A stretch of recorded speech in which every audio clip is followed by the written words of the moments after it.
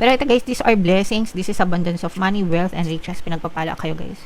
Lubos na pinagpapala. Hindi lang pinagpapala, pero lubos or labis-labis na pinagpapala guys. Lalo na pagdating sa kaperahan, no? Trabaho, negosyo, kung ano man yung source of income nyo guys. Pero sagana kayo sa kaperahan, mga kapiksi. At saka yung sinabi nga natin kanina na your dreams are coming true guys. No? Talagang sinasagot. Kung mapapansin nyo guys, no? So, ito yung mga blessings mula sa taas. Binubuhos guys yung biyaya sa inyo papunta dito sa lupa. So, saluhin niya yan guys, no? Saluhin.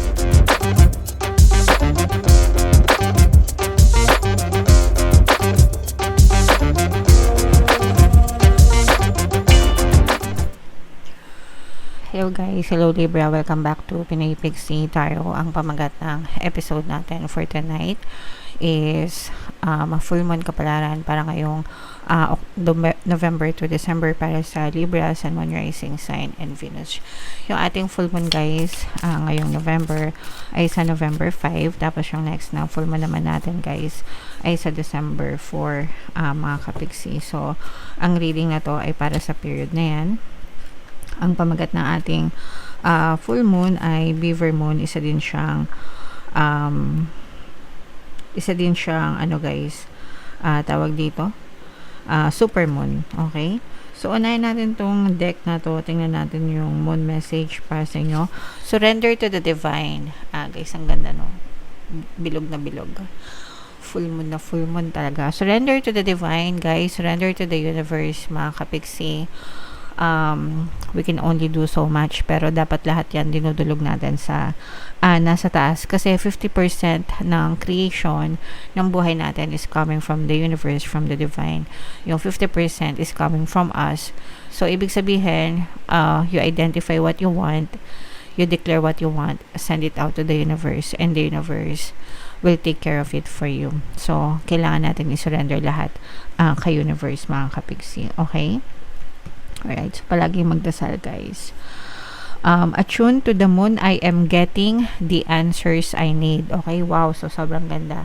Again guys, I am getting the answers I need. I-type nyo na yan guys sa comment section. Pero yeah, yung mga kasagutan guys sa mga bagay sa buhay nyo, no? Yung mga solusyon sa mga problema nyo, yung mga tamang daan para sa mga plano nyo sa buhay, sa mga pangarap nyo guys, sasagutin yan ni universe, sasagutin yan ni divine. So kaya nga sabi ko sa inyo, palagi kayong magdasal, no, para talagang gabayan kayo sa tamang landas mga kapiksi. Additional meaning nitong card na to, a wish you made may be about to come true. So kung meron kayong mga winish, mga hiniling, mga dinasal guys, no, magkakatotoo yan, unti-unti din yan sasagutin, unti-unti ding didinggin mga kapiksi. Basta wag kayong mag-give up, wag kayong susuko. It's make or break time. It's either gawin mo, mangyari or hindi mangyari. It's make or break, no.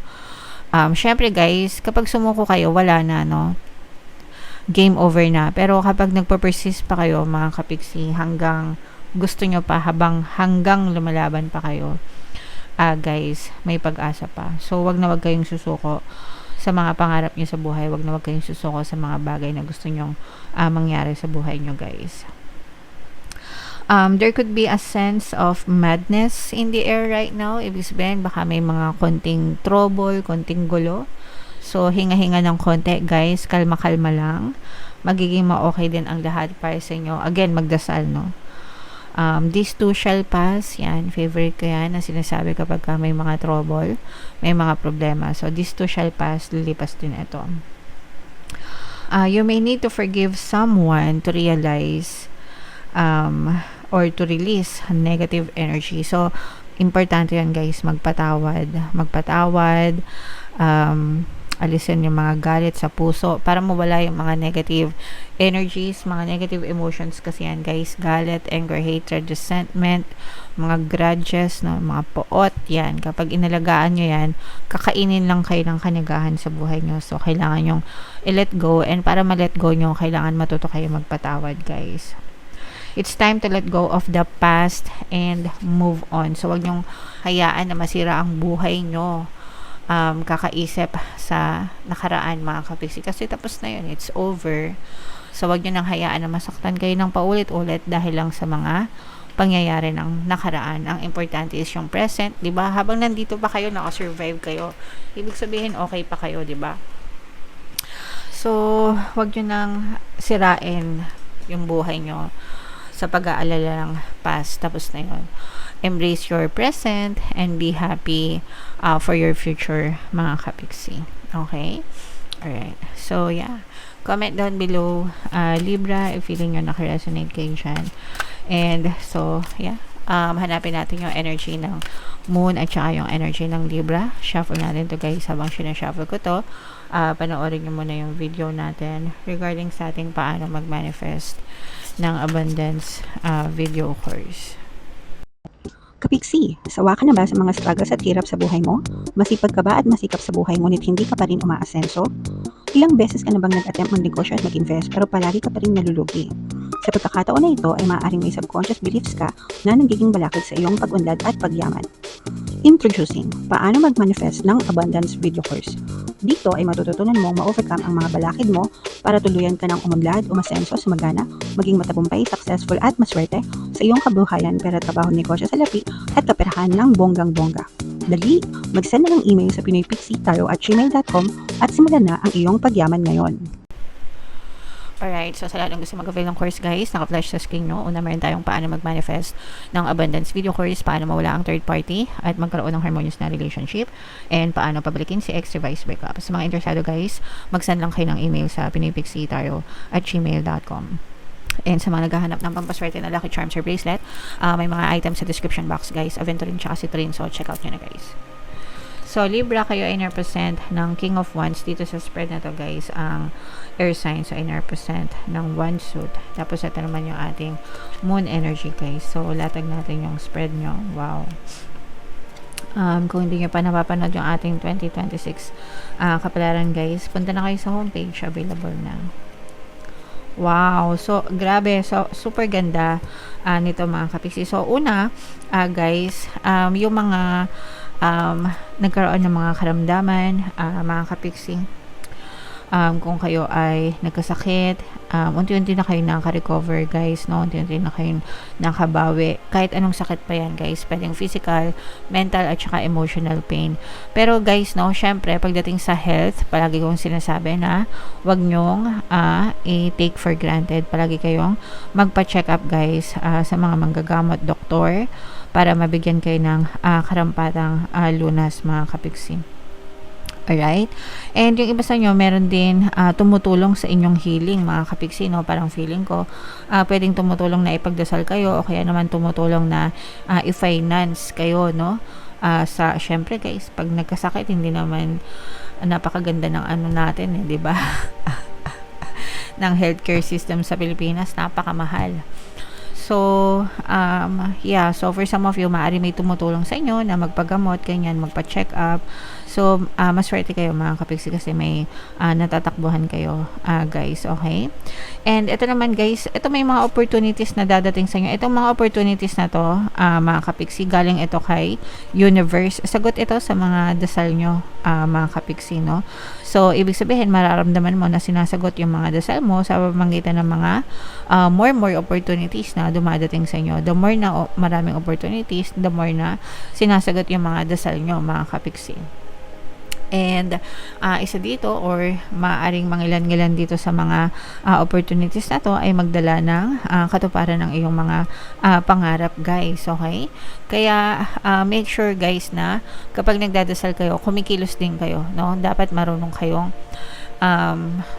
tumiming, marunong kayong umakto ba, no? Kasi hindi naman porket nanalangin kayo na sana yumaman ako, pera ang ipapadala sa inyo. Hindi naman ganun, di ba? Opportunities yon para mapalago nyo, para magkapera kayo. So, yeah, make sure na aware kayo sa mga nangyayari sa paligid nyo. You know when to take action, mga kapiksi, para pag dumating yung mga sagot sa dasal nyo, ready na kayo, guys. Eto guys, parang sinasabi na medyo mag-ano din kayo, no? Magtipid-tipid, wag masyadong maglustay. At saka yung iba sa inyo guys, parang merong peer pressure na nararamdaman, no? Ibig sabihin, kunwari, parang meron kayong nararamdaman na pagkainggit, peer pressure sa mga tao sa paligid nyo. So, kunwari, yung BFF mo, nakabili siya ng bagong iPhone Pro Max. iPhone 17 Pro Max. 2 terabyte, fully paid, ganyan. So, parang nagkakaroon kayo ng peer pressure na parang gusto mo rin ng ganun, kahit hindi mo naman kailangan, di ba? O kaya naman, nakita mo si BFF mo nakabili ng bahay o kotse, tas ikaw parang hindi mo afford. So, parang nagkakaroon kayo ng pressure, mga kapiksi. So, wag kayo mainggit sa mga ganun. Kanya-kanya tayo ng timing, kanya-kanya tayo ng priority sa buhay, kanya-kanya rin tayo ng expenses, mga kapiksi, di ba? So, wag kayo masyadong at saka hindi naman material na bagay ang sukatan ng pagkaroon ng success sa buhay. Minsan, kung sino yung maraming mga bagong binibili, sila pa yung baon sa utang. So, wag kayo masyadong mag-focus sa mga material na bagay. Ang importante is yung kasiyahan at yung peace of mind na natatamasa nyo, guys. Okay? Alright. So, what else? Definitely, guys, these are, grabe. These are wishes coming true. So, unahin ko muna to, guys, kasi merong stress. Maaari kayo ma-stress ng very slight. Or pwede rin na, guys, na nagkakaroon kayo ng insomnia. Kaya nga sabi ko sa inyo, magpa-check up kayo, magpa-lab kayo, guys, no? Baka nagkakaroon kayo insomnia or anemia, mga kapiksi. So, pagdating sa kalusugan, guys, magpa-check up. Pero ito, guys, these are blessings. This is abundance of money, wealth, and riches. Pinagpapala kayo, guys. Lubos na pinagpapala. Hindi lang pinagpapala, pero lubos or labis-labis na pinagpapala, guys, lalo na pagdating sa kaperahan, no? Trabaho, negosyo, kung ano man yung source of income nyo, guys. Pero sagana kayo sa kaperahan, mga kapiksi. At saka yung sinabi nga natin kanina na your dreams are coming true, guys, no? Talagang sinasagot. Kung mapapansin nyo, guys, no? So, ito yung mga blessings mula sa taas. Binubuhos, guys, yung biyaya sa inyo papunta dito sa lupa. So, saluhin niya yan, guys, no? Saluhin niyo itong mga blessings na to. Saluhin niyo yung mga sagot sa mga dasals nyo. Dasals kasi maraming dasal. Sagot sa mga dasal nyo, guys, kasi talagang pagpapalain kayo ng lubos, labis-labis, no? Ngayong season na to. So, be grateful for all the blessings, mga kapiksi. Saluhin nyo lahat ng pagbabalang ito, Libra. Okay? So, i-mind nyo lahat yan, guys, sa comment section. Sana naka-resonate kayo, guys. And, ito yung ating 2026 kapalaran. Panoorin nyo na. Ito naman yung ating success stories ng paano mag-manifest ng abundance video course. Click here to subscribe, guys. Thank you for liking, sharing, and subscribing. See you next time. I love you all. Have a nice day. Bye-bye.